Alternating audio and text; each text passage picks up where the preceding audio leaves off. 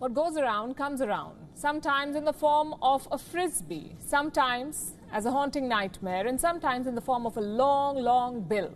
The Queen of Britain will soon receive one. It will be from Jamaica. The Caribbean country is asking the British Queen to cough up billions. What for? As reparations for slavery. Quick background. Jamaica was a British colony from 1655 to 1962. The colonizer introduced sugarcane cultivation in Jamaica, and to support it, Britain introduced slaves. People were stolen from their homes and forced to work in the field. Many were shipped across to other countries as part of the transatlantic slave trade. In 1662, there were 400 slaves in Jamaica. By 1734, the number became 86,000. Between 1702 and 1749, nearly 300,000 slaves were imported to Jamaica. More than 100,000 were exported. It was only in the year 1807 that the British Parliament abolished slave trade, and it abolished slavery in 1837. By then, Britain had abducted and enslaved at least 12.5 million people. 12.5 million people enslaved. Many of them were Jamaicans. In 1833, Britain paid off 46,000 British slave owners. They were given £20 million, almost 40% of that time's annual budget. What was this money for? To compensate for the quote-unquote loss of human property. What about these human properties themselves? What did the government give them? Forget compensation. Did Imperial Britain even offer an apology to the slaves and their families?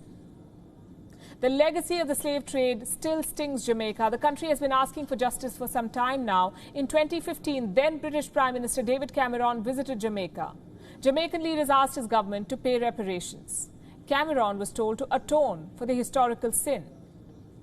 The Prime Minister refused to even offer an apology. Here's what he said instead. David Cameron told Jamaica to move on. Reports published around that time revealed why he may have been so anti-reparation. Turns out one of Cameron's own family members was among many slave owners to have received compensation for loss of slaves. Jamaica did not give up its fight for justice, though. The Culture Minister recently said, and I'm quoting, "We are especially pleased to announce that we have made further steps in our strides towards seeking reparatory justice for the victims and descendants of the transatlantic slave trade. The petition is being presented to the Queen of the UK and or the government of the UK." Now, we don't know how much Jamaica is asking for exactly, but here's what we can tell you. Britain has a history of denying reparation.